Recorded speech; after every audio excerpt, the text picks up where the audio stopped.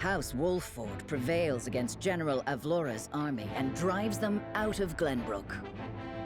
Though victorious, Roland sobs quietly, saddened by the sacrifices made in his name. Glenbrook is powerless, but knows they must keep the royal bloodline alive. Thus, the conspiracies and power struggles around the noble blood in Roland's veins continue to stain the land crimson. Chapter 8, Part 1, The Weather Vane. Hey guys, it's Skymer here, and welcome back to another episode of Triangle Strategy. In the last episode, we got a lot of opinions around the region about our victory against Avlora. And we also got a new character, that being... I'm sorry, does that say 7 character stories? Oh gosh, okay, that's a lot. I'm sorry, I got distracted by that. 7? Excuse me, 7. Okay, got it. Just 7. But anyway, as an additional thing, we got ourselves a little laugh in the last episode because Lionel, the third-person speaking merchant, joined our forces. And then we rounded up going just where I thought we were going to go, into dark times like this game only knows how to bring me to. And I need to speak about this. Because Roland, when they say that it's sacrifices made in his name, I don't believe that. I don't think that Roland should be to blame for any of this. To be honest with you, Roland was on the side of surrendering himself anyway. It wasn't like he was saying, yeah, I'll be willing to sacrifice all these people and these homes in my name. No, he was the person that was saying that he didn't value his life as many other people might have him view it. That he thought that it would be for the best to surrender him over. But who's to say that even if we did, that Roland wasn't going to have some sort of anger or, vengeful desire to attack us if he were to be free of their clutches, even if we were to surrender him. Like, I don't want to make him feel less so than anybody else. But if there's anyone to blame, to be honest with you, it's the main player, Serenoa, because he made the decision, to protect him. And at the end of the day, other people, of course, sided with him, of course, and that's why we're all here. But I don't want to feel like that when I say protect Roland, Roland might be thinking that we're treating him as if he was a baby, and that we have to outright prevent him from thinking that he is capable of doing anything for himself. That is not the vibe I'm going for. The vibe that I'm going for is that I want to stand with you. Notice how Huette in the last episode says, we are fighting with you. She never said we are fighting for you. There's a huge difference there. So, when we say that we're fighting with you, it gives value to what Roland's doing. There's no doubt that for the past, 4 chapters, Roland has been so utterly useful in battle, and has been one of the main sources of combat, ability on my whole entire team. So, I don't know why he's unvaluing himself. I think it's just because of all the rough times that he's been going through and that he's had, 0 time to freaking grieve. So, yeah, sorry for the venting session, but I don't want Roland to feel like that he is incapable of doing anything. I feel like I'm gonna have to, bring in my, therapist side of me that I didn't even know that I have. Alright, let's go ahead and head into our side story first before we go into our millions of character stories. The Saintly Seven convene at the Hierophant's Palace, where their individual motives start to come to light. Uh-oh, the perfect world from the outside is not so perfect on the inside.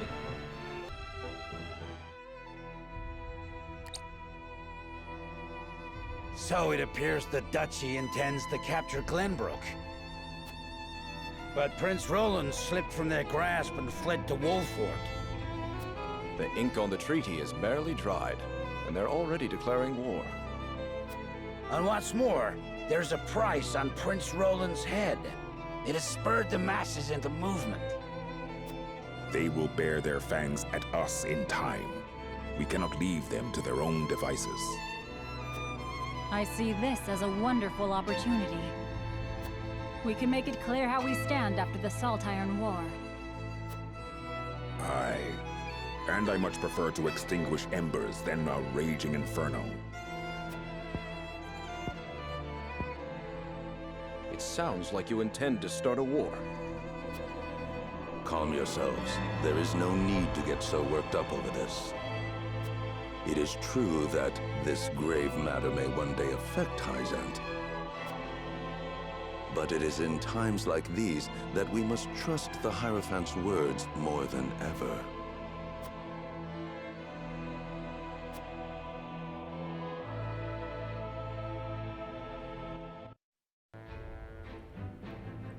Okay, so my opinion on this whole scene, I'm sure everyone that's watching has their own opinions, but this is mine. Hyzant has been standing idle, and I think that that's because they don't want a war again. As a matter of fact, it was, they were the main target of the Salt Iron War's beginning because of their monopoly on it. And that's the reason why Glenbrook and Esfrost both attacked Hyzant. And so Hyzant probably just went, nope! Another war's happening, we're out. We're just gonna remain here. We don't want to get ourselves involved. We don't want to get our country stained in blood again.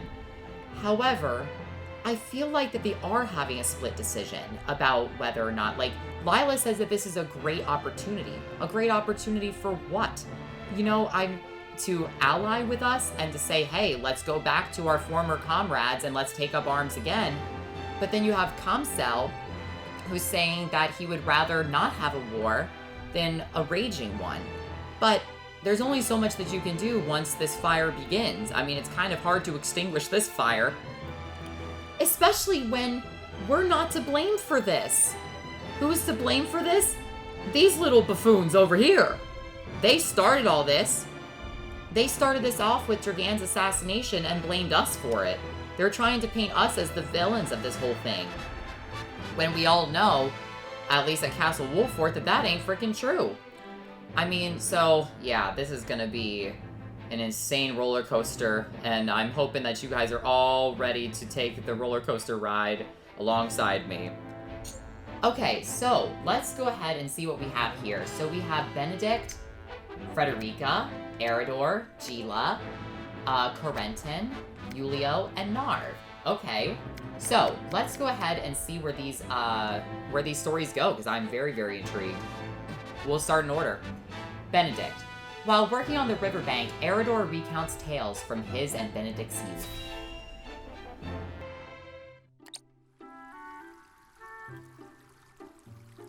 Once we have stacked those sandbags, we should be well fortified against even the fiercest deluge. Leave it to me. This old wolf has some vim in him yet.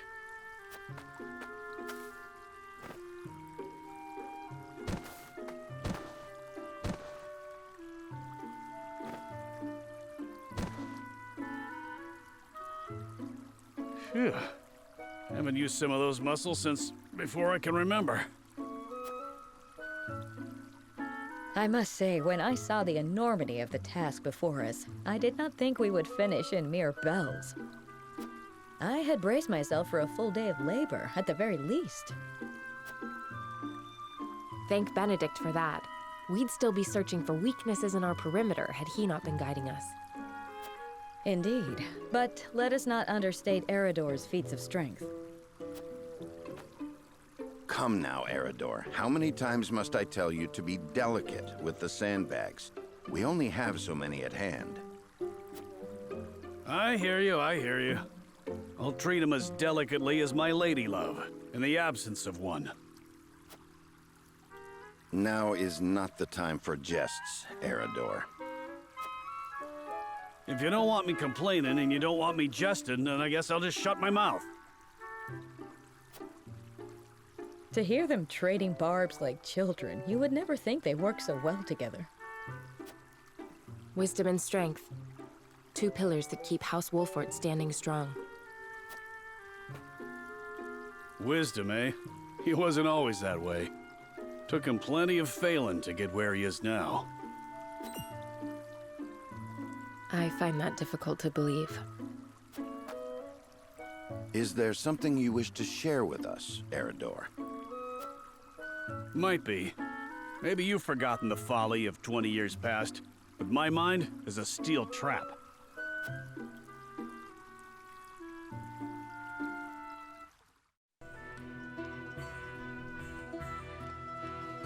And what's our task for today? We are to deliver this message to Lady Destra with all haste.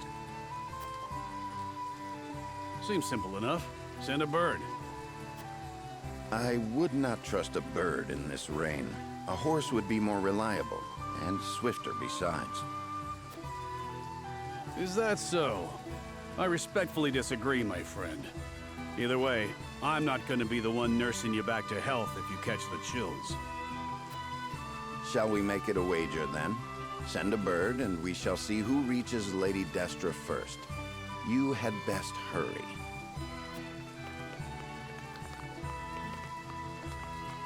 What? Benedict?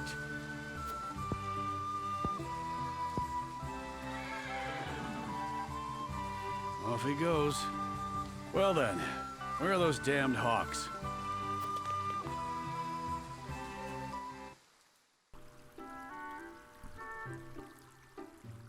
As I recall, Benedict arrived at around the same time as the hawk. If it were a sunny day, he might have won. Ah, the folly of youth. Many of our best days were spent in Lord Simon's service. We made many such wagers, in an attempt to get into Lord Simon and Lady Destra's good graces. I remember when... I believe we have had enough reminiscing for one day, Eridor. Don't be such a harsh taskmaster, Benedict. Where's the harm in a story? Ask me that again when the floodwaters break through our meager fortifications. There is much to do and little time to do it. Wouldn't you agree, Anna? Me? Old friends or old enemies? Sometimes it is hard to tell with those two. Whatever the case, our work's done for the day. And there's nothing like a hard drink after hard labor. You two care to join me? I would love to. Please, regale me with more tales of your youth. I see no harm in one drink. Let's be off then. Shall we invite Benedict along? You'd only be wasting your breath. Now that you mention it, I do not believe I have ever seen you two sharing drinks. Spirits cloud the mind, so I rarely drink. When I do partake, however, I prefer to do so in quiet. I fear Eridor would only spoil that.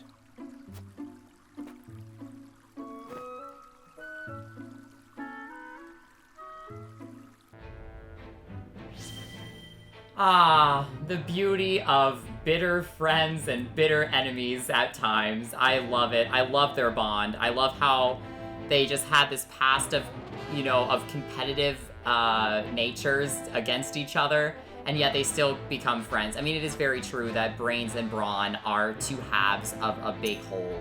There's no doubt about it. Like, Eridor's got biceps for days. I mean, look at those guns.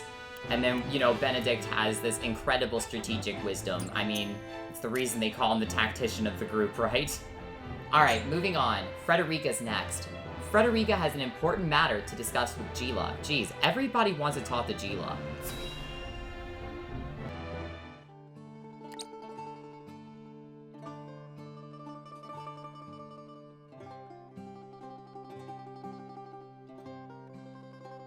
Lord Serenoa never ceases to amaze me. Despite all the hours he dedicates to his duties, he looks none the worse for wear. Even so, I am certain it takes its toll on him. He wants to set an example for his people and those who serve him, and wishes not to worry them over his condition. Excuse me, Serenoa, but is there anything I could do to help? Frederica, my apologies for the delay. The citizen's petition will require a bit more time, so why don't you and Gila return home ahead of me? I see, if you insist. But please do not push yourself too hard, Serenoa. I shan't. Thank you, Frederica. Of course.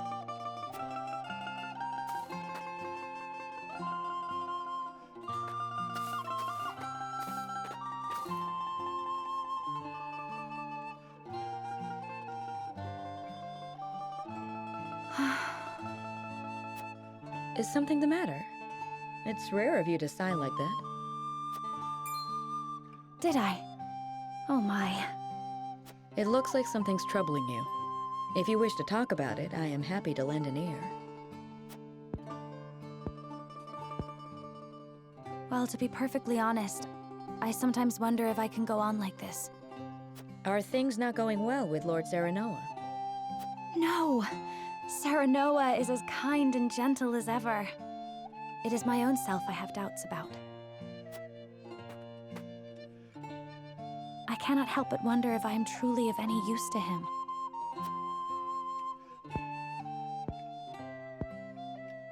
Since Lord Serenoa is always working so hard, why not give him a tonic to boost his vitality? I purchased one from a merchant not long ago. It should chase all his fatigue away. A good idea to be sure, but the fact remains it is not me myself that is serving him. Then how about preparing a meal for him? Something nutritious to fill him with vim and vigor. Me? Cook? Yes. I'm certain he would be delighted by anything that you make. But I've never cooked before. I doubt anything I make would suffice. You won't know until you try. Besides, what matters isn't the result, but the feeling behind it.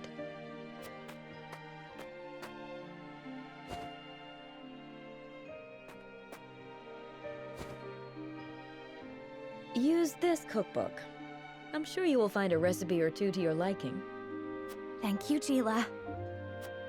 Now then, which of these would Serenoa enjoy?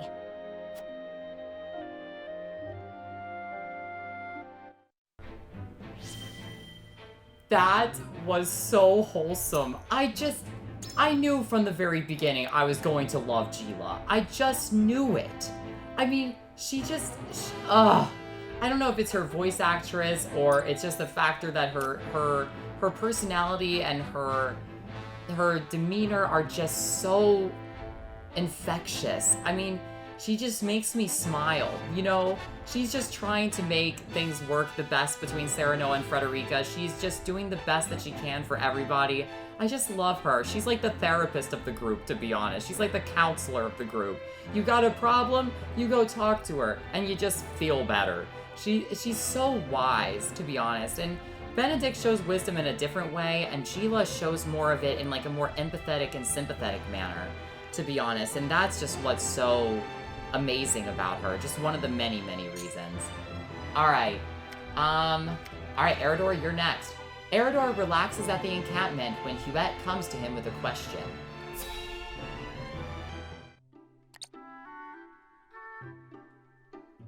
Seems as if the troubles never cease. I'd kill for a drop of ale.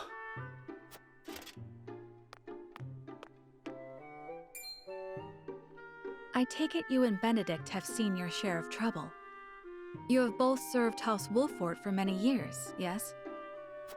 Aye. We both served Lord Simon since we were green between the ears. Through the good times and the bad. To see him now, you wouldn't believe the stories of what we got up to in our tender years. Even then, though, he was always the schemer. Always drawing me into his fanciful plots. Has so much changed since then? I don't reckon so. In any case, was there something you wanted to ask me? There was. The other day, Benedict posed quite the strange question to me.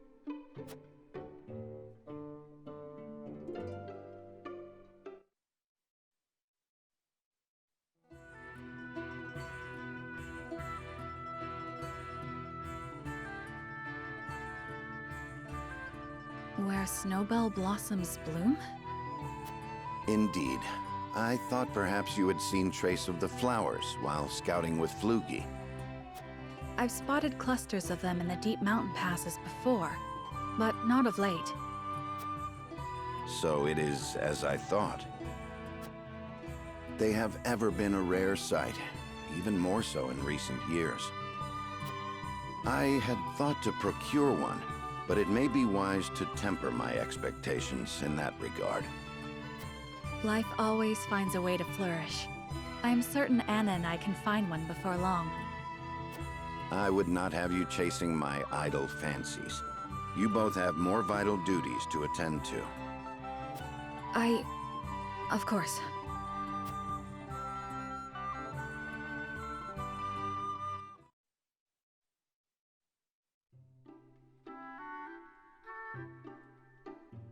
So, Benedict's looking for a snowbell blossom. What's so peculiar about that? Nothing, if it were anyone else asking. However, I think you'd agree that Benedict is not the type to go picking flowers on a whim. They say that when a snowbell blooms... That moment is frozen in time. Aye. Precisely. You and Benedict both never fail to surprise. But of all flowers, why the snowbell? Does he have some lady love I'm unaware of? I can't speak to that, but I'll tell you one thing, Hewitt. We've all got moments locked away and placed close to our hearts. You, me, even a stubborn-headed mule like Benedict. Like the snowbell, we want him frozen like that forever. And like the snowbell, they're liable to shatter if we let another handle them carelessly. I understand. I apologize if I was too forward. Let us forget the matter. No, it isn't you that needs to apologize. I'm always telling Benedict no one likes being lectured.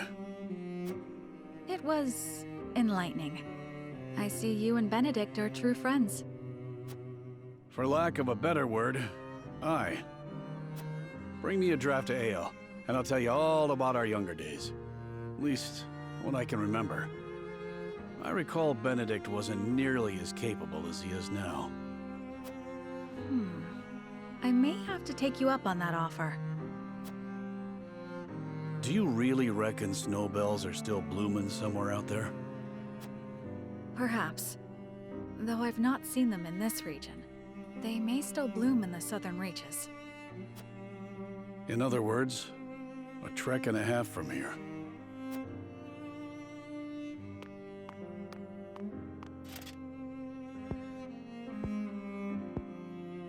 Don't give up the search, my friend.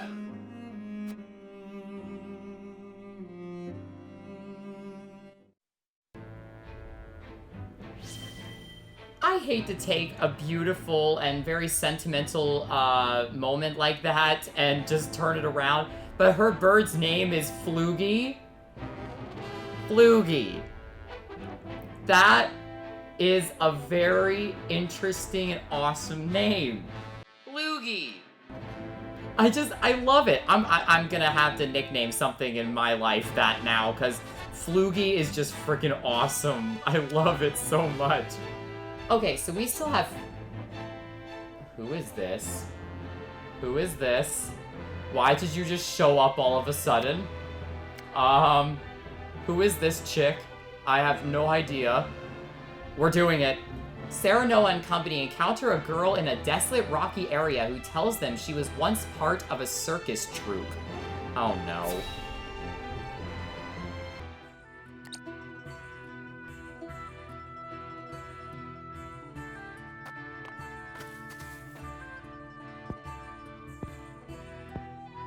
Hey, what's a child like you doing in such a lonely place?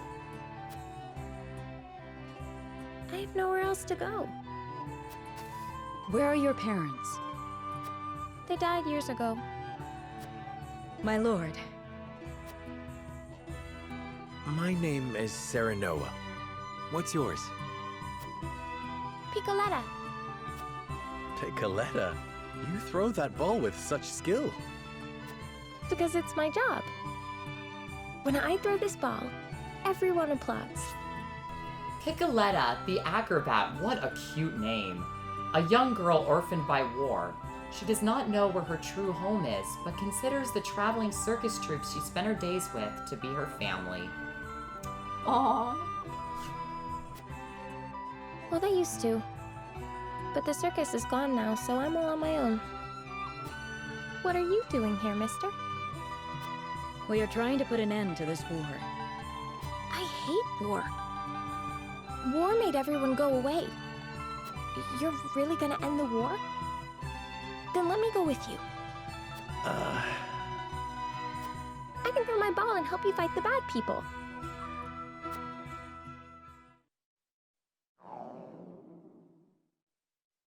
Oops. There goes my tummy grumbling again. My lord, we cannot simply leave this poor child here. I know. All right then, Picoletta. Come with us. But before we go fight the bad people, let us fill our bellies. After that, perhaps you could show us some tricks with your ball. Sure thing. That's what I'm best at.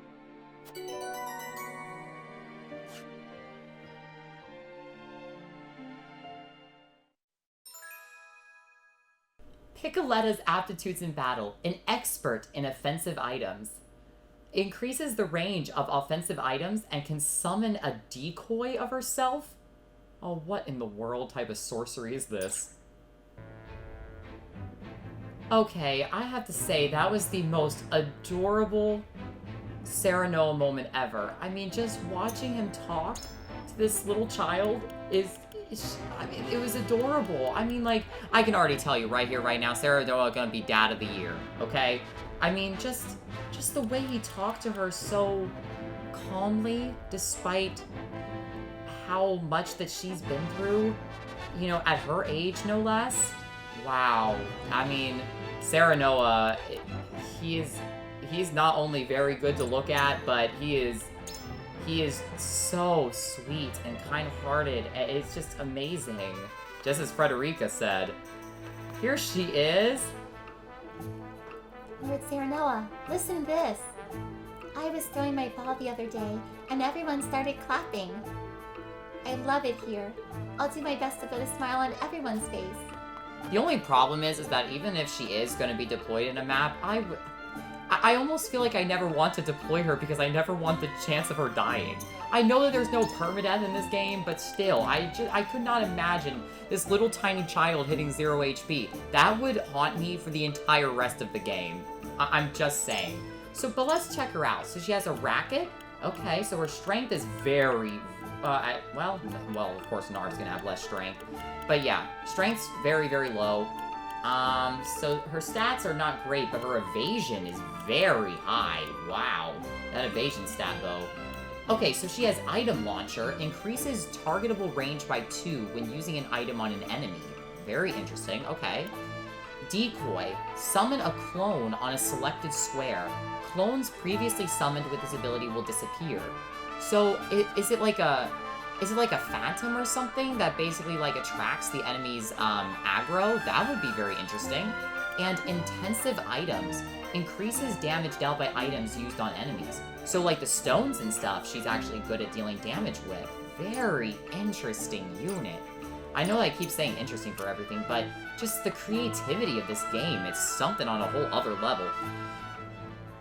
Now, of course, we have 4 more character stories to go through. We still have Gila, Corentin, Yulio, and Narv to go through. However, I think that spending an entire episode just going through those is going to be a little bit... well, I'm not going to say boring, of course, but it's going to get a little redundant. So I just want to go into the heart of the story, and we're going to make a little bit of progress in the main story. Serenoa struggles with the news of his father's collapse. Oh, no. And an unexpected visitor arrives to speak with the new lord.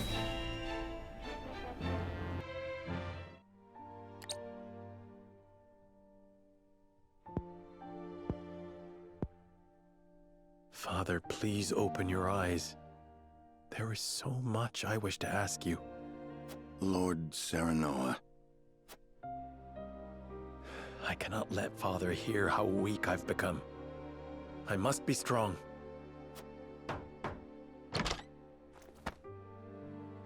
Lord Serenoa, Master Benedict, you have a visitor. Who is it?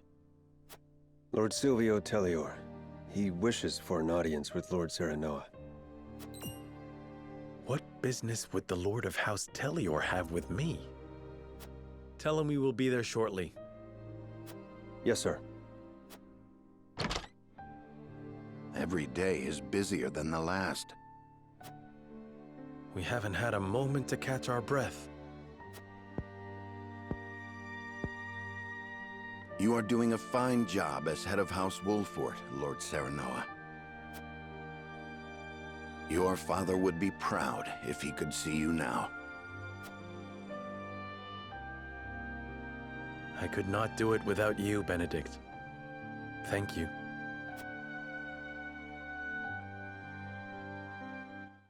Oh, a scale is coming up? Oh, I was not expecting that at all. Oh, wow. Okay, so I am actually shocked that it's Tellior coming to visit us versus Falks. I was totally thinking Falks was going to be of something to us, but they have not shown a word yet. Huh. Uh-oh. Okay. Well, this is just great. Because Silvio's probably the one out of the two, out of the other the other two high houses that I would rather want to deal with. He's the lesser of the two. Because he's just so wishy-washy. Like, there's parts of me that agree with what he says, and there's parts of me that don't. So, he's always... I always just find my answers to just be so, I don't know, skewed about him.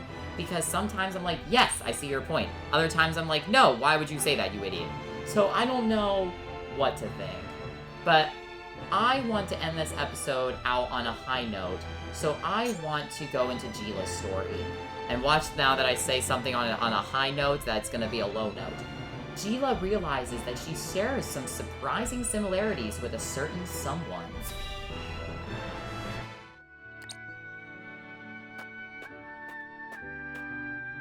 Greetings. Were you training outside? Not today. Even I stay away from the proving grounds on occasion. The members of the King's Guard must keep themselves in prime fighting shape. That includes resting when our bodies are weary. A wise policy. The handmaidens of Esfrost adhere to a similar principle. With clear eyes, we see, we serve, we anticipate. Interesting. Although our tools are different, we're alike in our aims. Indeed. We must be the pillars our charges turn to in times of need. Even so, we are only human. If I may ask in confidence, do you ever find it trying to serve Prince Roland? Is he ever unreasonable? Have you ever found your patience tested? No, never. It is an honor to serve, always. It is an odd question to ask, but I must confess I find it hard to imagine what it is like to serve in a society such as Esfrost's. As do I, although I lived through it. It all feels as if it were so long ago. You're not one for speaking plain, are you? But I suspect we may have much in common. I'm curious to hear your story, if you are willing to share it. Of course. I made a promise to myself long ago to effect change through my own deeds, not to live as a mere servant. And what came of that promise? Hailing from Hyzant, at first I endeavored to learn at the Ministry, that I might use the knowledge gained there to help others. But they guard their secrets fiercely, and maintain strict control over what fields their students can pursue. As much as it pained me to leave my home, I could not suffer such stifling rules, and so set forth to Esfrost. I took quickly to learning at the archives, where independent study is encouraged. I spent days in the stacks, soaking up as much knowledge as I could, when one day,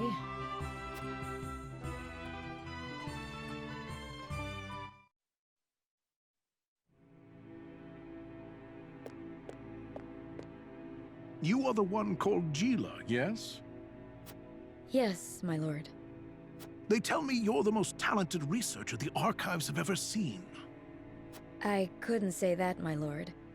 Though I do spend more time here than most anyone else. Admirable modesty. And you aren't frightened of me. Most impressive. I believe we have a suitable role for you. Come with me. The Archduke would have a word. The Archduke? But...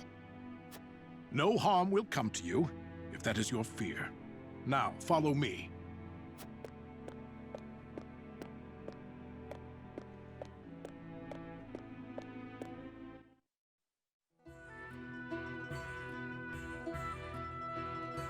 Lord Svarog had arranged an audience with the former Archduke of Esfrost, who appointed me as Frederica's personal tutor. She was the former Archduke's daughter, so I took my duty seriously. Yet I could never shake the feeling that I had betrayed my ideals. Perhaps I justified it by telling myself that my teachings could plant the seed for change. An indirect approach, but an active one nonetheless. The chance was unexpected, to be sure, but I could not very well deny it. The Archduke's successor, Gustadov, was a man that paid no heed to birth or blood. He effected a change in people's attitudes, a change which provided fertile ground in which my teachings could take root. Thus, I stayed by Frederica's side. Truth be told, I had not thought to be with her for this long. And yet, here I am. Life is truly a journey of unforeseen destinations.